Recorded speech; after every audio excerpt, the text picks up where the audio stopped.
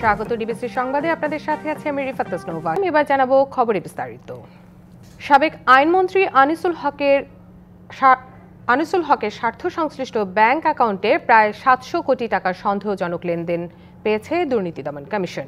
এছাড়া তার 147 কোটি টাকার জ্ঞাত আয় বহির্ভূত সম্পদ পাওয়া গেছে। বুধবার অনুসন্ধানকারী কর্মকর্তার আবেদনের প্রেক্ষিতে আনিসুল হকের বিরুদ্ধে মামলার অনুমোদন দেয় কমিশন, যে কোনো সময় তার বিরুদ্ধে মামলা করা হতে পারে।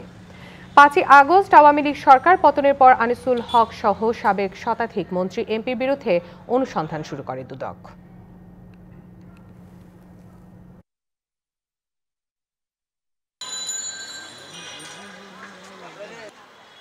দেশব্যাপী ছোট মেলা থেকে দেশীয় উদ্যোক্তাদের বাছাই করে আগামীতে বাণিজ্য মেলার পরিসর আরও বড় করা হবে। সঙ্গে তরুণ মেধা ও উদ্ভাবন কাজে লাগানোর পাশাপাশি প্রবীণদের অভিজ্ঞতাকে কাজে লাগাতে হবে। সকালে আন্তর্জাতিক বাণিজ্য মেলার উদ্বোধন করে এসব কথা বলেন প্রধান উপদেষ্টা ডক্টর মোহাম্মদ ইউনূস। নতুন উদ্ভাবনীর মাধ্যমে রপ্তানি বাড়াতেও জোর দেন তিনি। বুধবার সকালে পূর্বাচলের বাংলাদেশ চায়না ফ্রেন্ডশিপ এক্সিবিশন সেন্টারে 29তম ঢাকা আন্তর্জাতিক বাণিজ্য মেলার উদ্বোধনী আয়োজন। প্রধান অতিথি অন্তর্বর্তী সরকারের প্রধান উপদেষ্টা ডক্টর মোহাম্মদ ইউনূস। বিনিয়োগ বাড়াতে সুদ সহনীয় পর্যায়ে আনবে সরকার, এমনটা জানান বাণিজ্য উপদেষ্টা।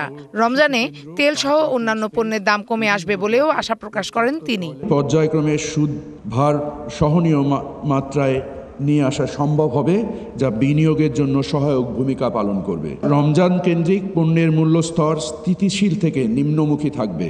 আমি মনে করি তেলের দাম কমবে, ছোলার দাম কমবে, ডিম ও পেঁয়াজের দাম স্থিতিশীল থাকবে। বক্তব্যে প্রধান উপদেষ্টা বাণিজ্য মেলার নানা দিক তুলে ধরেন। পণ্য সেবা সামগ্রীকে বহির্বিশ্বে রপ্তানির পথ সুগম করার লক্ষ্যে বাংলাদেশের তারুণ্যের শক্তিকে কাজে লাগিয়ে উদ্যোক্তা তৈরিতে জোর দেওয়ার পরামর্শ দেন প্রধান উপদেষ্টা। আন্তর্জাতিক তরুণরা দেখতে আসবে বাংলাদেশের তরুণরা কী করছে, বুদ্ধি নিতে আসবে, শিখতে আসবে, উৎসাহ নিতে আসবে, জয়েন্ট ভেঞ্চার করতে আসবে। আজকে যে ঘরে বসে করছে সেটা দেখা যাবে যে আন্তর্জাতিক ব্যবসাতে পরিণত হয়েছে। মেলাকে দেশব্যাপী ছড়িয়ে দিয়ে তরুণ উদ্যোক্তা খোঁজার পরামর্শ দেন তিনি। প্রয়োজনে খরচ বহন করবে সরকার।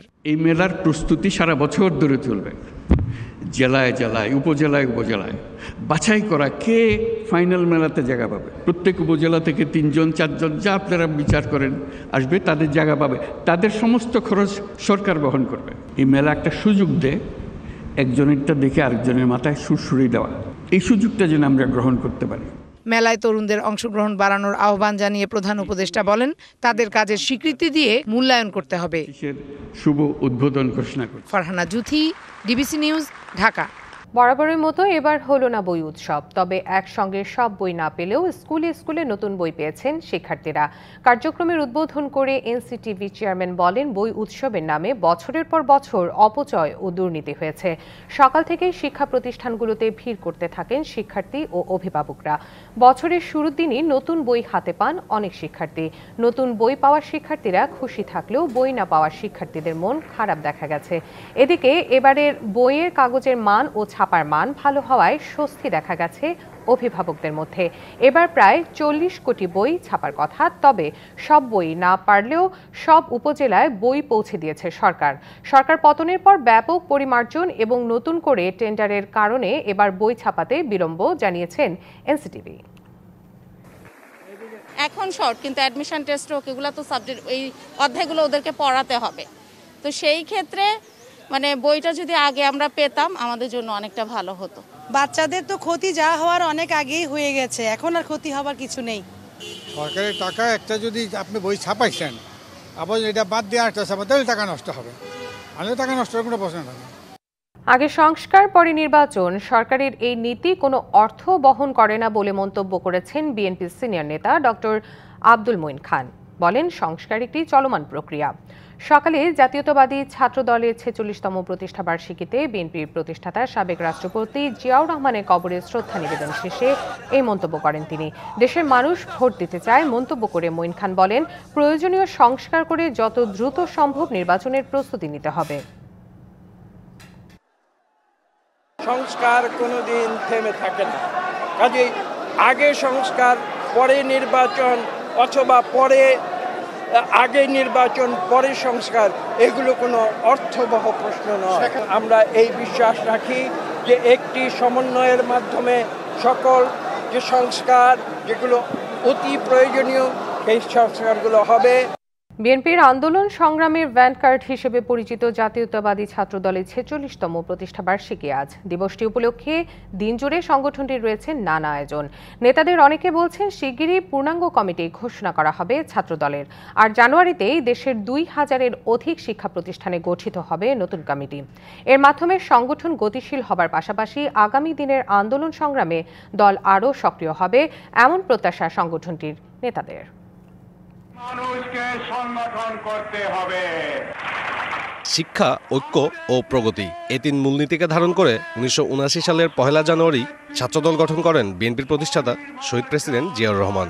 বাংলাদেশের স্বাধীনতা ও সার্বভৌমত্বের ৮০ দশকে দেশের শিক্ষা প্রতিষ্ঠানগুলোর ছাত্র সংসদে ছাত্রদলের উল্লেখযোগ্য অবস্থান ছিল। ৯০-এ স্বৈরাচার বিরোধী আন্দোলন কিংবা এর পরবর্তী সময়ে বিভিন্ন আন্দোলন সংগ্রামেও সামনের সারিতে দেখা গেছে সংগঠনটিকে। গেল ১.৫ দশকে পতিত সরকারের রোশনালে পড়ে সংগঠনটি। জেল জুলুমার মামলার জোটে অনেকটাই কোণঠাসা হয়ে পড়ে। সবশেষ ২০২৪-এ জুলাই-আগস্ট গণঅভ্যুত্থানে সব ডর ভয় শঙ্কা পিছে ঠেলে রাজপথে নিজেদের অস্তিত্ব জানান দেয় ছাত্রদল। আন্দোলনে প্রাণ হারান ১০০-র অধিক নেতাকর্মী।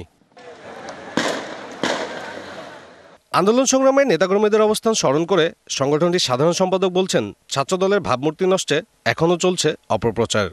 বাংলাদেশ জাতীয়তাবাদী ছাত্রদলের বিরুদ্ধে যে ব্যাপকভাবে যে প্রোপাগান্ডা তৈরি করছে বিভিন্ন প্যাসিস্ট পরাজিত শক্তি, এবং একই সাথে যারা গত ১৫.৫ বছর ধরে গোপন তৎপরতার মাধ্যমে রাজনীতি কায়েম করেছে, ৫ই আগস্ট ছাত্র জনতার গণ অভ্যুত্থানের পরবর্তী সময়ে তারা বিভিন্ন ক্যাম্পাসে তারা আত্মপ্রকাশ করেছে, তাদের এই বিরামহীন প্রোপাগান্ডার বিরুদ্ধে বাংলাদেশ জাতীয়তাবাদী ছাত্রদলের প্রত্যেকটি নেতাকর্মীরা লড়ে যাচ্ছে। দ্রুতই কেন্দ্রীয় কমিটি পূর্ণাঙ্গভাবে গঠিত হবে, আর জানুয়ারিতেই বিভিন্ন প্রতিষ্ঠানগুলোতে গঠিত হবে নতুন কমিটি, এমনটাই জানালেন সভাপতি। বেশ কিছু সহযোদ্ধা রয়েছে যারা বঞ্চিত রয়েছে, তাদেরকে আমরা ইনক্লুড করে নিব। এটি হলো পূর্ণাঙ্গ কমিটি হলে তাহলে আমাদের কাজ শেষ হয়ে যাবে। ২,০০০-এর অধিক বিভিন্ন শিক্ষা প্রতিষ্ঠানে কেন্দ্রীয় সংসদ ৩৮টি টিম কাজ করেছে। জানুয়ারির পর থেকেই আমরা আমাদের সেই ইউনিটগুলোতে রেগুলার স্টুডেন্টদের দিয়ে আমরা বেশ কিছু সাংগঠনিক কাঠামো দাঁড় করাবো। তারা আরও বলছেন, শিক্ষার্থীদের মতামতের ভিত্তিতে সুস্থধারার রাজনীতি চর্চাকে গুরুত্ব দেবে ছাত্রদল, আর যে কোনো ষড়যন্ত্রের মোকাবেলা হবে রাজপথে। সাব্বির রোজ, ডিবিসি নিউজ, ঢাকা। নরসিংদীতে ছাত্রদল কর্মী হুমায়ুন হত্যা মামলার প্রধান আসামি শাহ আলমকে অস্ত্র ও গুলিসহ গ্রেপ্তার করেছে সেনাবাহিনী। সোমবার রাত ৮টার দিকে আসামি শাহ আলম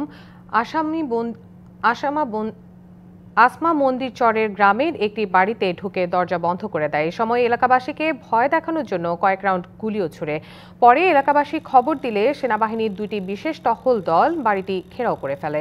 প্রায় ১.৫ ঘন্টার চেষ্টায় শাহ আলম অস্ত্রসহ সেনাবাহিনীর কাছে আত্মসমর্পণ করে। এ সময় তার কাছ থেকে একটি পিস্তল, একটি গুলি এবং ছড়িয়ে ছিটিয়ে থাকা ৯ রাউন্ড গুলির খোসা জব্দ করা হয়।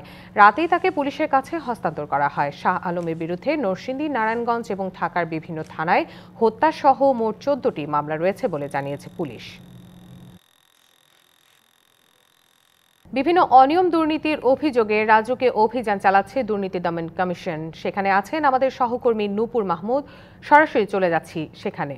নূপুর, দুদকের টিমের কাছে সুনির্দিষ্ট কি অভিযোগ রয়েছে? ধন্যবাদ আপনাকে। আপনি যেমনটি বলছিলেন, আজকে কিন্তু দুদকের একটি টিম এসেছে রাজুকে। আসলে তারা যে অভিযোগটি পেয়েছে সেটি হচ্ছে প্রবাসীদের যে প্রবাসী মালিকরা আছেন তাদের কিন্তু প্লট জালিয়াতির মাধ্যমে একটি চক্র তাদেরকে প্রতারণা করছে তাদের সাথে। আর এই বিষয়ের উপরেই সুনির্দিষ্ট করেই কিন্তু আজকে দুদকের একটি টিম এসেছে রাজুকে। আমরা এখন এই মুহূর্তে দাঁড়িয়ে আছি রাজুকে, যেখানে দুদকের টিম অভিযান চালাচ্ছে এবং কথা বলছেন। আমরা দেখতে পাচ্ছি, আপনার ক্যামেরার মাধ্যমে আপনাকে দেখানোর চেষ্টা করছি যে এখানে এসে দুদকের টিম যারা এসেছেন, টিম লিডার, তারা কিন্তু কথা বলছেন অলরেডি যে প্রবাসী মালিকদের ছবি পাল্টিয়ে প্লট বিক্রি করছে, এমনকি ফাইল গায়েব হয়ে যাচ্ছে, এমনকি মূল হোতা যারা আছে তাদেরকেও কিন্তু অনেকেই বিভিন্ন পত্রিকার মাধ্যমে এইরকম নাকি কিছু অভিযোগ পেয়েছে যে সকল প্রবাসী প্লটের মালিকরা আছেন তারা নাকি দেশের বাইরে থাকা অবস্থাতেই দেশে থেকে জালিয়াতির মাধ্যমে তাদের ছবি চেঞ্জ করে এমনকি অনেক কিছুই চেঞ্জ করেই তারা প্লটগুলোকে বিক্রি করে দিচ্ছে জালিয়াতি করে, এই ধরনের কিছু সুনির্দিষ্টভাবেই কিছু অভিযোগ পেয়েছে দুদক এখন পর্যন্ত সাংবাদিকদের সাথে কথা বলেনি। তবে এই আলোচনা চলছে, আপনি দেখতে পাচ্ছেন যে এইখানে তারা কথা বলছেন। এই শেষ হলে অবশ্য গণমাধ্যম কর্মীদের সাথে দুদকের টিম কথা বলবেন, তাহলে আমরা পরবর্তীতে জানতে পারবো। এমনকি এখন পর্যন্ত তারা এই যে অভিযান করেছেন সেখানে কিন্তু তারা কয়েকজনের নামও পেয়েছেন, যে পূর্বাঞ্চলে 14 নম্বর সেক্টরেও কিন্তু কিছু পেয়েছেন, এটা আমাদেরকে বলেছেন। যেমনটি পূর্বাঞ্চলে যে 14 নম্বর সেক্টর আছে ওখানে 305 নম্বর রোড আছে, ওখানেও নাকি কিছু অনিয়মের কথা পেয়েছেন। এখানে কিছু ইঞ্জিনিয়ারের নাম উঠে এসেছে বলে কিন্তু আমরা এখন কথা বলার মাধ্যমে বুঝতে পারছি বা শুনতে পাচ্ছি। আপনি জি নূপুর, ধন্যবাদ জানাচ্ছি আপনাকে। সংবাদ এই ছিল এখনকার মতো। ডিবিসি নিউজের সংবাদগুলো পড়তে ভিজিট করুন dbcnews.tv আর ভিজিট করুন ডিবিসি নিউজের ফেসবুক পেজ ও ইউটিউব চ্যানেলেও। সঙ্গে থাকুন।